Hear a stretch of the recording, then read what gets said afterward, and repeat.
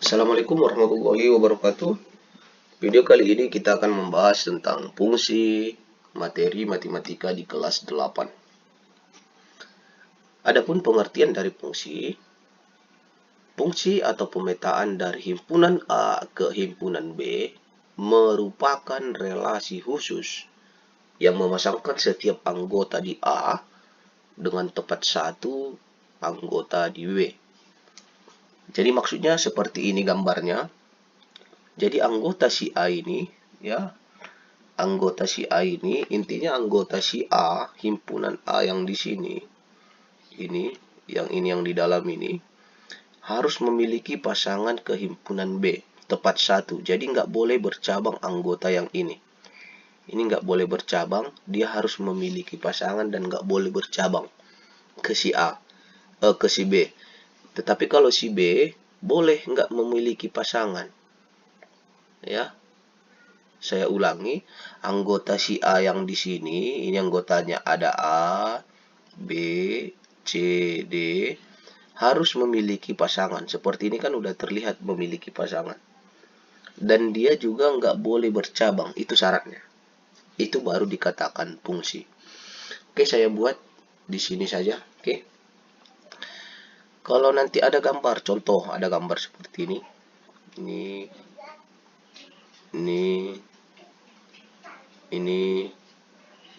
Ini. Pertanyaannya, apakah ini fungsi? Pasti kita akan menjawab ini fungsi. Ini fungsi. Kenapa dia fungsi?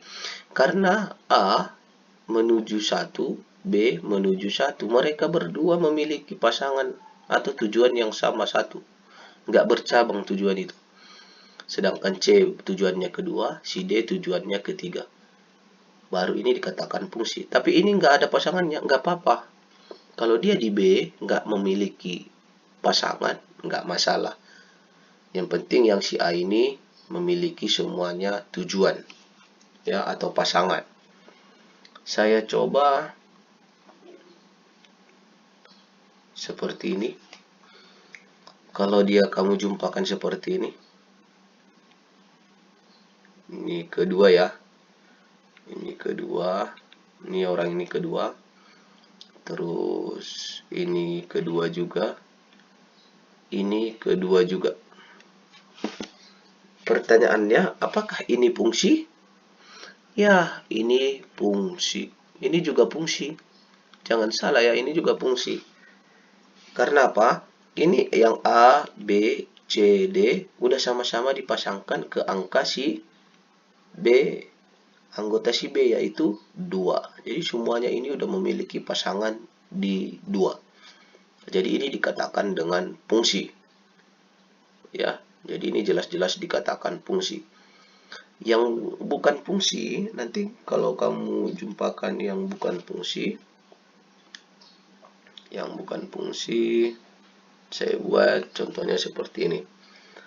Ini dikatakan bukan fungsi.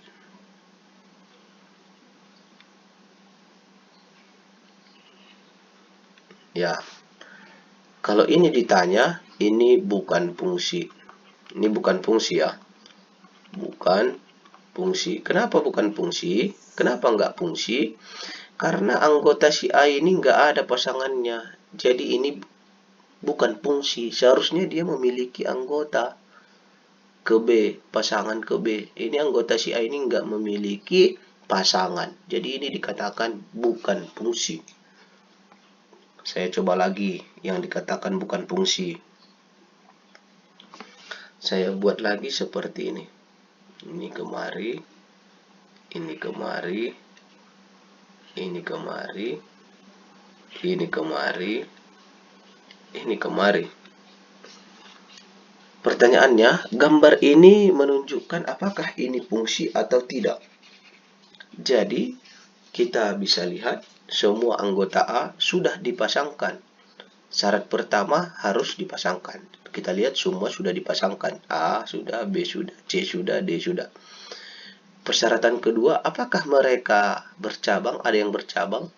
Ya, ini si D ada bercabang. Dia pergi ke tempat 2, dia pergi ke tempat 4. Jadi jawabannya bukan fungsi. Bukan fungsi. Jadi yang dikatakan fungsi itu harus tepat satu, seperti ini kemarin, satu tujuan. Ini yang B satu tujuan, yang C satu tujuan. Atau empat-empatnya ini satu tujuan pergi ke salah satu anggota si B, boleh. Itu baru dikatakan dengan fungsi. Oke. Jadi dari contoh-contoh ini saya rasa kamu udah bisa memahami apabila nanti ditunjukkan diagram panah yang mana yang fungsi, yang mana yang bukan fungsi. Jadi kesimpulan dan perbedaan relasi dan fungsi, kita bisa lihat relasi merupakan aturan yang menghubungkan atau memasangkan anggota himpunan di A dengan himpunan di B. Jadi kalau relasi, kita hanya memasangkan anggota, nggak perlu kita lihat satu-satu. Mau dia bercabangnya 2, mau bercabang 3, nggak apa-apa. Tapi kalau dia di fungsi, ingat, kita ingin memasangkan di A dan di B, harus, ini syaratnya, tepat satu. Nggak boleh bercabang, harus tepat satu. Ya, jadi ini perbedaan antara relasi dan fungsi. Kemudian, ada beberapa istilah dalam fungsi atau pemetaan yang harus kita ketahui. Yang pertama, kamu harus tahu dulu apa itu yang dikatakan daerah asal. Daerah asal itu lebih sering disebut dengan domain atau disingkat dengan huruf D. Kemudian ada daerah kawan, itu dikatakan kodomain atau disingkat dengan K. Kemudian daerah hasil itu dikatakan ring atau R. Ya, disingkat dengan huruf R, itu ring. Kita langsung ke sebuah contoh biar kamu paham mana dia daerah hasil, daerah kawan, daerah asal atau domain, kodomain dan ring. Ya, tentukan domain, kodomain dan ring dari pemetaan berikut. Jadi kalau nanti ditunjukkan soal seperti ini, pertanyaannya tentukan domain, kodomain, ring. Domain, ingat, ini daerah asal, ini kawan, yang ini hasil. Nah, gitu ya. Jadi kamu tulis dulu pertama domain. Yang mana domain di gambar ini? Domain itu anggota dari himpunan A. Yang mana saja dia? Yang ini. Jadi jawabannya di sini harusnya huruf kecil ini ya. A, B, C, D. Itu daerah asal. Jadi ini asalnya. Tujuannya atau kawannya yang mana? Kodomain.